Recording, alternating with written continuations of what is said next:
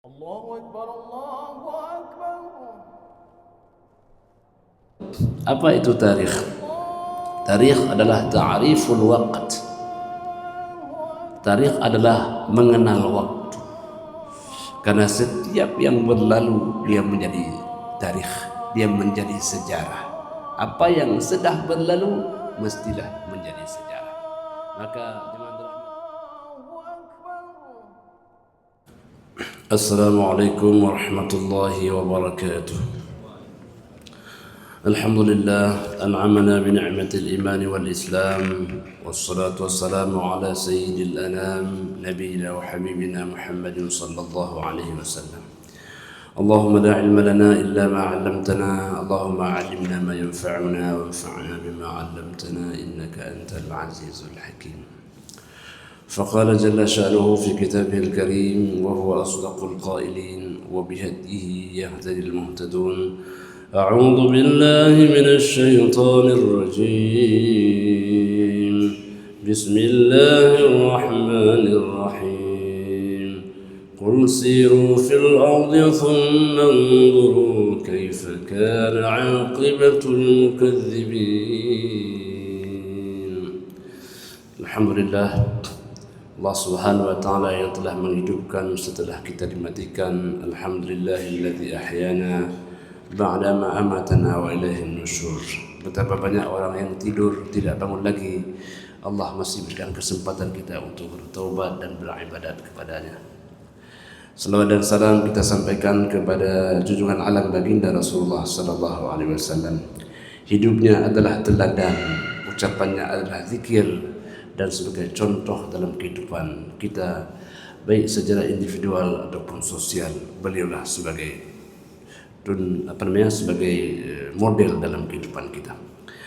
Para guru kami, hadirin hadirat, para pendengar Masjid Baitur Rahman RRI dan seluruh yang dapat menjangkau siaran, semoga selalu dalam rahmat Allah Subhanahu wa taala. Ada 3 masa jemaah rahmati Allah yang patut kita maklumi. Ada masa lalu untuk menjadi pengalaman. Ada masa sekarang, itulah fakta kehidupan. Dan ada masa depan sebagai cita dan tujuan. Hamba Allah yang dimuliakan oleh Allah Subhanahu wa taala, maka oleh karena itu orang yang bijaksana, orang yang tidak pernah melupakan masa lalunya. Dalam kajian itu disebut dengan tarikh. Tarikh adalah sejarah. Jadi kajian kita adalah tarikh at-tasyri' al-islami. Bagaimana sejarah tentang Allah berikan bimbingan tuntunan agamanya kepada kita. Maka jemaah rahmati Allah, apa itu tarikh? Tarikh adalah ta'riful waqt. Tarikh adalah mengenal waktu. Karena setiap yang berlalu dia menjadi tarikh, dia menjadi sejarah. Apa yang sudah berlalu mestilah menjadi sejarah. Maka jemaah rahmatillah, tinggalkanlah apa yang berlalu itu sebagai sesuatu yang berfaedah bagi orang lain.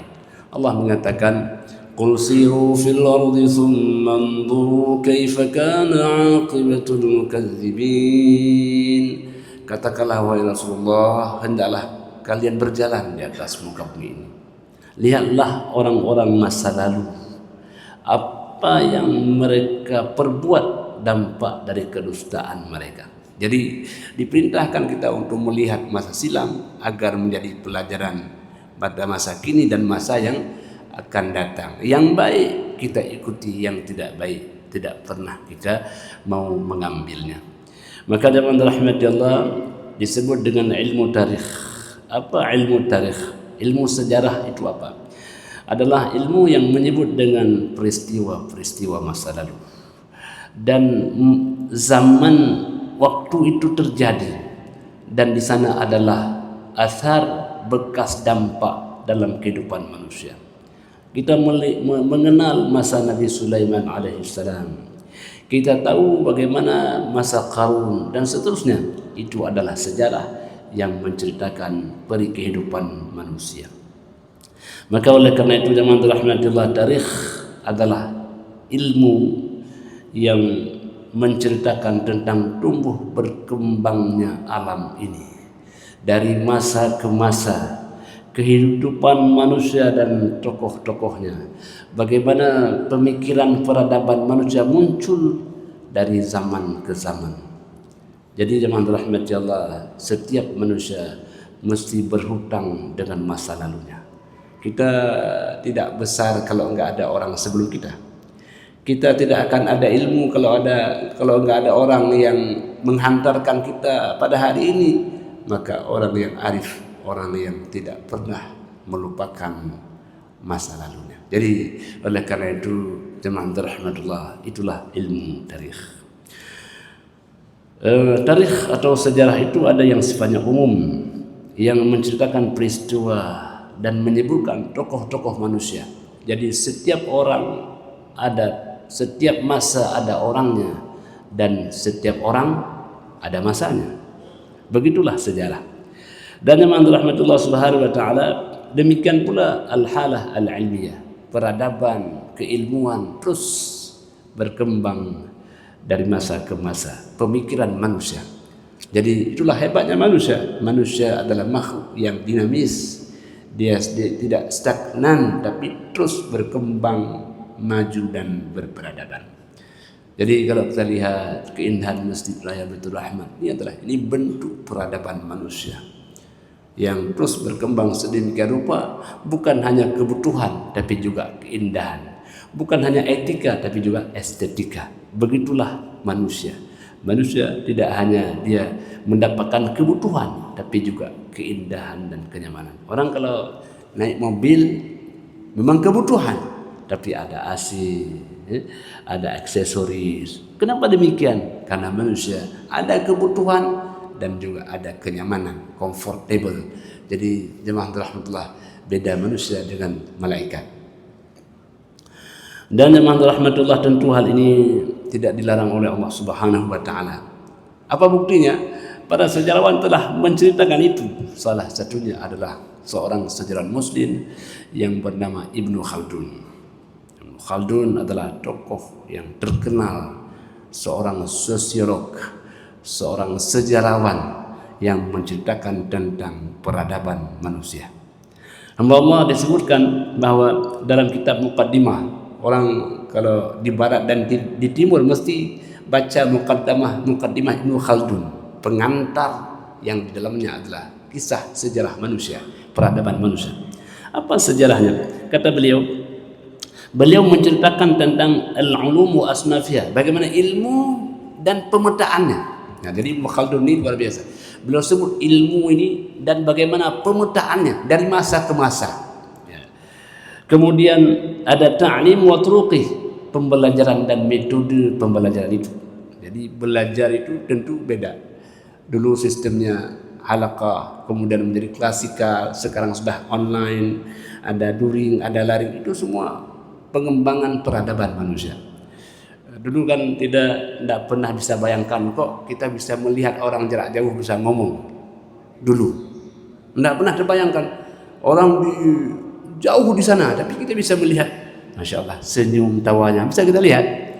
Nah, tapi berjalannya waktu, apa yang tak mungkin pada masa lalu ternyata mungkin pada masa sekarang. Itulah perkembangan peradaban manusia. Apa sebenarnya Allah hendak mengantarkan kepada kita, wahai manusia, itu masih peradaban manusia. Bagaimana kalau hari akhirat nanti? Apakah kalian tidak yakin semua amalmu akan direkam oleh Allah dan dinampakkan? Ma li hadzal kitabi la yughadiru saghiratan wala kabiratan illa ahsaha wa wajadu ma 'amilu hadira. Ini kitab apa? Kok ada semua yang kami kerjakan, semua yang pernah kami kerjakan hadir pada hari ini.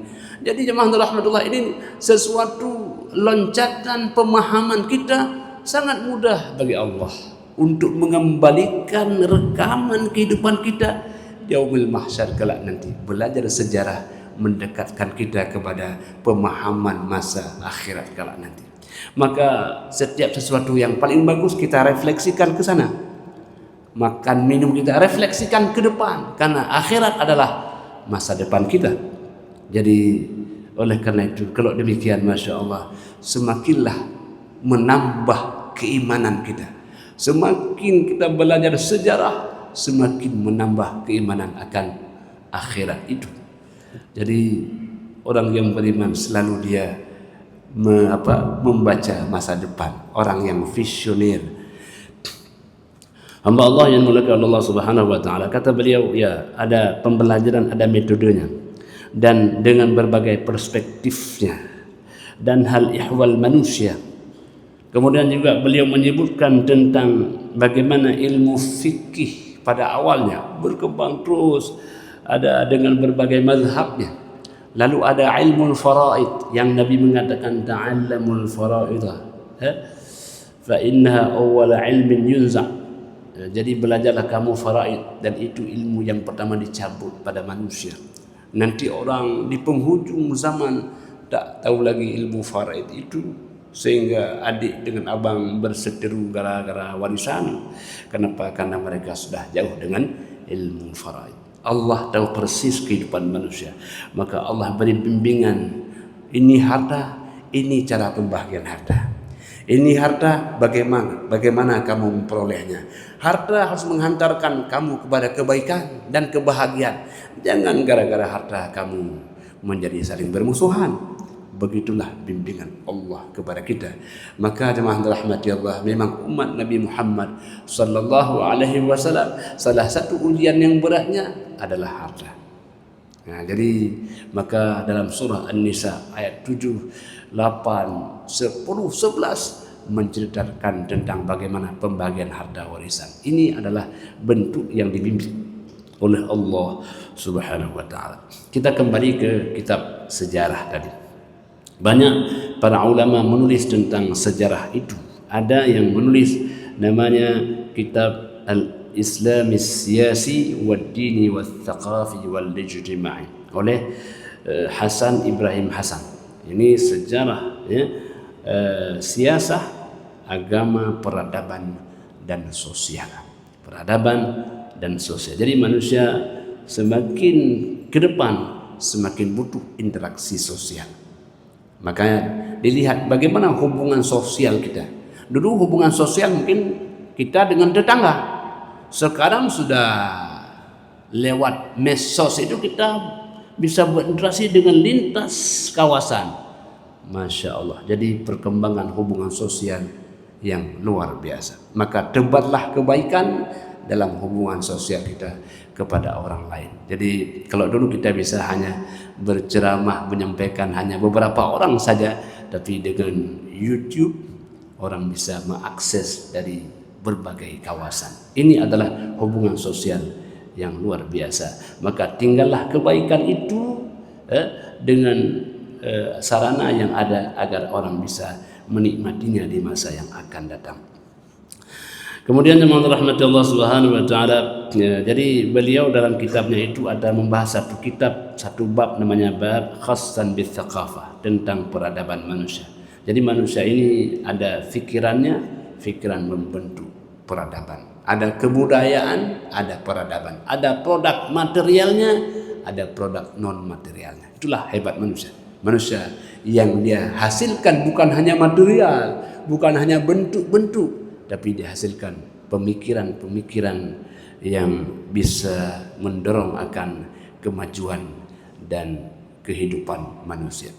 Karena manusia ini tidak hanya butuh material, tapi manusia juga butuh kepada immaterial. Jadi kita butuh rumah, tapi kita juga butuh bagaimana rumah ini kita bisa nikmati. Bagaimana menikmati rumah? Dengan non material. Ada bacaan Al-Quran, ada salat di sana, ada interaksi dengan keluarga kita. Itu semua immaterial. Rumah yang besar itu belum bisa kita nikmati kalau kita belum mengisi dengan immaterialnya. Allah yang dimuliakan oleh Allah Subhanahu wa taala. Nah, ini salah satu nama kitab sejarah. Lalu kemudian ada juga namanya Ustaz Ahmad Amin. Beliau tulis Fajrul Islam, fajarnya Islam, Duha al-Islam, Dhahrul Islam, dan seterusnya, bab tentang logika berfikir bagaimana peradaban Islam dari masa ke masa. Hamba Allah yang dimuliakan oleh Allah Subhanahu wa taala. Jadi tarikh adalah sejarah tentang waktu, sedangkan sejarah itu dari bahasa Arab adalah syajarah. Jadi sejarah asalnya syajarah. Apa maksudnya Pak? Ya, makna syajarah dia ada pohonnya, ada cabangnya, ada rantingnya, ada bunganya, ada buahnya. Begitulah sejarah itu. Jadi sejarah ketika kita lihat kronologisnya, oh ini batangnya, oh ini rupanya cabangnya, akhirnya inilah buah dari sejarah itu. Kita lihat bagaimana buah sejarah tentang Nabi Sulaiman, orang-orang yang baik. Kita melihat bagaimana buah tentang Qarun ketika dia lupa diri dan lupa daratan. Jadi begitulah dinamika belajar akan sejarah itu akan memperbaiki dan pelajaran bagi kita dalam kehidupan. Hamba Allah yang dimuliakan Allah Subhanahu wa taala, jadi tarikh tasyrik dan fikih Islami adalah salah satu ilmu pengetahuan. Ilmu pengetahuan yang membantu kita untuk memahami bagaimana tentang al-fan, tentang pembelajaran fikih itu dari masa ke masa. Maka jemaah rahmatullah subhanahu wa ta'ala, ada ditulis oleh Al-Khadari namanya Tarikh At-Tashri' Al-Islami. Ada ditulis oleh Dr. Ali Hasan Abdul Qadir Nadrah Ammah fi Tarikh Al-Fiqh Al-Islami. Pandangan umum tentang sejarah fikih Islam. Ada ditulis oleh Dr. Muhammad Yusuf Musa Tarikh Al-Fiqh Al-Islami, dan seterusnya. Ini adalah sejumlah sejarah tarikh tasyri' bagaimana awalnya perkembangan hukum Islam dari masa ke masa. Hamba Allah yang dimuliakan oleh Allah Subhanahu wa taala. Lalu apa sebenarnya tujuan belajar tarikh tasyri' itu dan fikih Islami? Yang pertama jemaah rahmati Allah, tujuannya at-ta'rif bimabadi', memahami fondasi-fondasi dasar. Jadi setiap suatu ada fondasinya. Bukankah rumah yang kokoh mesti ada fondasi yang kuat? Dalam ibadah kita, dalam muamalah kita ada fondasi yang dibangun. Maka tujuan pertama adalah memahami fondasinya. Lalu apa masail, problematika, hal-hal yang dibahas? Ada masalah ibadah, adalah masalah muamalah. Ibadah ada yang ibadah mahdhah, yang murni, ya, yang taken for granted. Kita hanya melaksanakannya. Salat 5 waktu, kenapa 5 waktu? Tidak ditanya kenapa 5 waktu, tapi kita mengamalkannya. Salat subuh 2 rakaat, ya sudah 2 rakaat, taken for granted. Jadi kita mengamalkannya sebagai ibadah murni. Ada ibadah ghairu mahdhah, ibadah yang di sana Allah berikan kesempatan kita berfikir. Ada zakat diberikan kepada fakir miskin. Siapa fakir miskin? Silahkan definisikan. Imam Syafi'i mengatakan al-faqir man laysa lahu malun wala kasbun. Orang yang punya harta, orang yang tak punya harta dan tak punya usaha. Kemudian beliau katakan al-miskin man kana lahu kasbun wa malun la yakfihi. Orang yang punya harta dan usaha tapi tidak mencukupinya, itu adalah orang miskin. Itu definisi oleh Imam Syafi'i. Silahkan memberikan argumentasi tentang itu ibadah dalam qadar ghairu mahdhah. Jemaah rahmati Allah Subhanahu wa taala. Kemudian berikutnya adalah thamarah, apa hasil buahnya, hatta sehingga kita dapat mewujudkan manfaat. Jadi oleh karena itu orang yang melaksanakan salat, dia tahu bagaimana salat itu diwajibkan. Kemudian bagaimana diterapkan, bagaimana rukun dan syaratnya. Lalu kemudian bagaimana jamak dan qasarnya. Apa faedah orang salat? Satu ibadah yang dia kerjakan, dia tahu sejarah Allah wajibkan ibadah itu sampai dia mengamalkan dalam kehidupan. Sangatlah komprehensif. Kenapa Allah wajibkan salat? Bukankah salat itu diundang oleh Allah Subhanahu wa taala? Ketika Nabi dalam keadaan sedih disebut dengan amul huzni, tahun kesedihan. Sedih karena meninggal istri yang tercinta Khadijatul Kubra.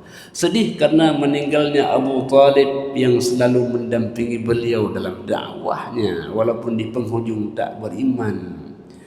Kesedihan itu ternyata diundang oleh Allah untuk menerima salat. Seakan-akan salat sebagai salah satu cara untuk menebarkan kebahagiaan dan ketentraman. Orang kalau sedih, ya, kalau dalam keadaan gelisah, salatlah obatnya. Jadi itu ada filosofinya.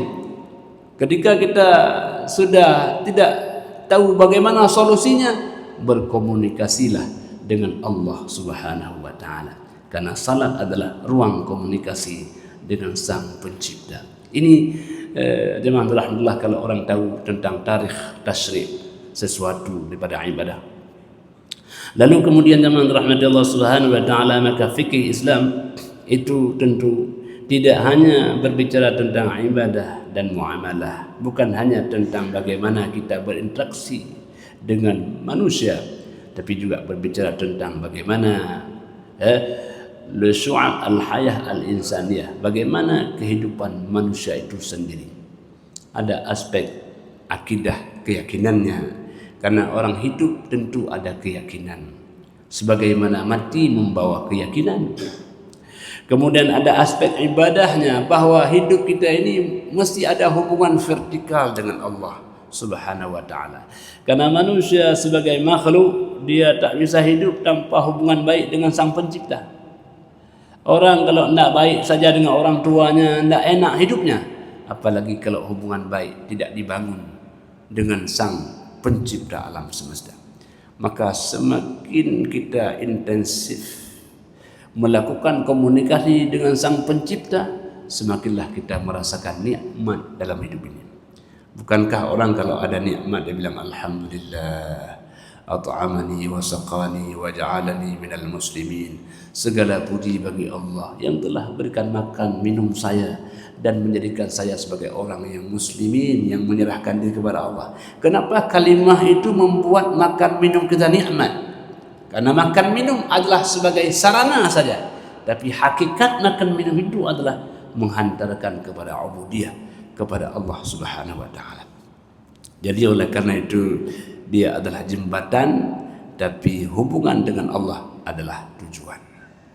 Jadi sebaik apapun jembatan, tapi yang paling baik adalah kita sampai ke tujuan. Semakin banyak dia beribadah, semakin terasa takarubnya kepada Allah Subhanahu wa taala. Lalu yang ketiga ada, yang pertama akidah, yang kedua ibadah, yang ketiga ada al-ijtima', ada hubungan sosial. Karena manusia tidak bisa hidup tanpa orang lain. Jadi bahagia kita karena ada orang yang mendampingi kebahagiaannya. Nah, kalau kita minum sendirian tidak enak. Nah, sekarang ini kan sebentar lagi mau ngopi nih. Nah, kapan ngopi enak? Karena ada pendamping yang ikut mendampingi ngopinya kita. Nah, jadi kopi perlu enak, tapi harus lebih enak lagi orang yang mendampingi. Maka makan minumlah, jangan sendirian, ajaklah orang lain. Ini kalau makan sendirian menghadap dinding lagi, nah nikmat. Jadi nikmatnya itu karena kebersamaan. Kebersamaan itulah yang buat nikmat. Betul ya? Betul. Istilahnya kalaupun ubi itu kita panggang atau kita bakar, itu kalau rame-rame enak, betul, enak.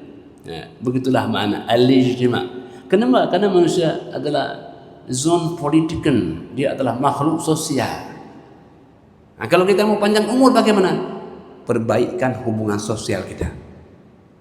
Kalau orang tidak baik hubungan sosial, umurnya pendek, bukan maksudnya mati, bukan. Maksudnya dia tidak bisa menikmati hidup ini. Sama orang ni marah, sama senang tak bagus. Itu kalau jalan tak enak aja.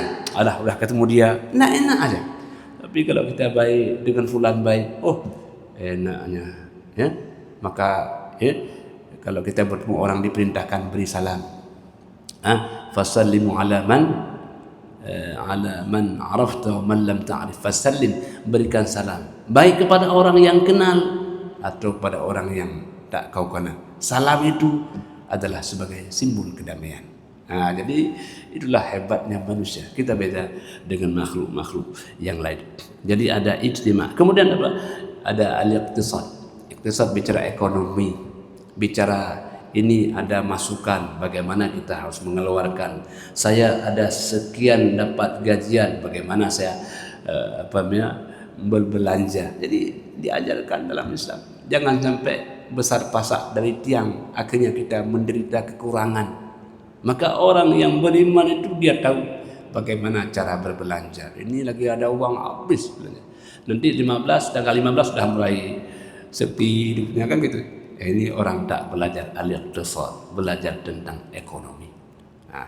Dialah bagaimana Utsman bin Affan dan Abu Bakar As-Siddiq radhiyallahu anhu, itu orang-orang yang hebat, orang yang kaya hartanya dan kaya juga jiwanya.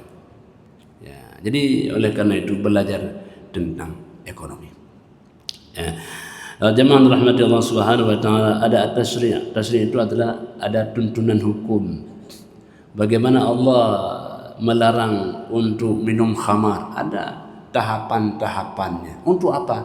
Agar orang bisa mengikutinya, agar orang bisa memahami dan mengamalkannya. Makanya dasar ta'lim dalam Islam itu adalah bitadrij, secara berangsur-angsur. Orang kalau minum obat itu kan berangsur-angsur. Saya Pak biar cepat sembuh, langsung dia satu bungkus diminum terus. Gimana sembuh atau gimana itu? Meninggal itu. Ya, jadi dia ada tahapan-tahapannya. Maka dasar dalam pembelajaran itu, dalam pentasri'an itu adalah berangsur-angsur. Maka Allah mengatakan wa nunazzilu minal qur'ani ma huwa shifaa'un wa rahmatun lil mu'minin wa la yazidul zalimina illa khasara. Kami turunkan Al-Qur'an itu berangsur-angsur. Untuk apa ya Allah? Agar kamu mudah membacanya, mudah mempelajarinya, mudah menghafalnya, mudah mengamalkannya. Oh enak ya kita hari ini, besok dan sebagainya. Jadi dasar daripada pentasyra'atan itu adalah secara berangsur-angsur. Jadi makanya begitulah cara hidup kita, bertahap dan berangsur-angsur. Hamba Allah yang dimuliakan Allah Subhanahu wa taala, maka oleh karena itu tujuan berikutnya adalah yunazim, akan memberikan manajemen umran al-bajri, pembangunan manusia. Pembangunan manusia, jiwa dan raganya adalah salah satunya lewat mempelajari tarikh, sejarah bagaimana manusia dibangun jiwa dan raganya. Kemudian juga dalam memahami bagaimana manajemen muamalatnya. Yang ketiga, alaqat, hubungan insaniyah antara manusia satu dengan yang lain, saling menguntungkan, saling memberikan manfaat. Kalau dalam biologi itu kan ada 3 hubungan, ada simbiosis, mutualisme, ada parasitisme, dan apa satu lagi? Jadi simbiosis apa, yang hubungan yang seperti apa yang harus kita pahami? Hubungan simbiosis mutualisme, hubungan yang saling menguntungkan. Makanya jemaah rahmatullah, dalam agama kita dikatakan la ta'kulu amwalakum bainakum bil batil illa an takuna tijaratan an taradin minkum. Janganlah engkau makan harta orang lain dengan cara yang batil, kecuali dengan cara taradin. Apa taradin? Itu adalah hubungan timbal balik yang saling merelakan. Fi'lul mutawa'ah, yang saling merelakan. Yang satu rela, yang kedua rela. Pembeli rela, penjual senang. Begitulah awalnya hubungan jual beli antara pedagang dengan pembeli, lama-lama jadi saudara. Kenapa? Karena taradin tadi. Memang Pak, gimana cerita saudaranya? Dulu saya beli ini Pak, sedik cabai, tapi karena macam mana hubungan baik, kami sudah bersaudara. Ya Allah, itulah taradin. Awalnya hanya hubungan penjual dengan pembeli, lama-lama jadi persaudaraan. Awalnya adalah utang mengutang, lama-lama jadi persaudaraan. Atau lama-lama jadi permusuhan. Nah, jadi maka jemaah dalam itu sebenarnya aspek-aspek yang harus kita bangun. Semoga jemaah rahmatullah, semakin hari kita hidup semakinlah matang dalam kehidupan kita. Bukankah buah itu semakin lama dia semakin enak untuk dinikmati? Demikian hidup kita. Semakin lama kita hidup, semakin terasa kita bisa menikmati dan bisa membagi-bagi nikmat kepada orang lain. Jadi oleh karena itu manusia itu dua aspek. Pertama untuk dirinya dan kedua untuk orang lain. Orang yang baik adalah orang yang bisa berbagi kebaikan kepada orang lain. Khairun nasi anfa'uhum linnas. Orang yang paling baik, orang yang bisa mendistribusikan kebaikan itu kepada orang lain. Kalaupun kita tidak punya harta, berbagilah kata-kata yang enak didengar oleh orang lain. Demikian dan terima kasih, hanya kepada Allah sajalah kita akan kembali. Hadanallahu wa iyyakum ajma'in. Wassalamualaikum warahmatullahi wabarakatuh. أعوذ بالله السميع العليم من الشيطان الرجيم بسم الله الرحمن الرحيم ولو ترى إذ المجرمون ناكسوا رؤوسهم عند ربهم ربنا أبصرنا وسمعنا فارجعنا نعمل صالحا إنا موقنون. وقال النبي صلى الله تعالى عليه وآله وصحبه وبارك وسلم وشرف وكرم ومجد وعظم طوبى للمخلصين أولئك مصابيح الدجى تتجلى عنهم كل فتنة ظلماء. ويقول المؤمنون هينون لينون كالجمل الآنف إن قيل انقاد وإن أنيخ على صخرة استناخ أو كما قال النبي صلى الله تعالى عليه وآله وصحبه.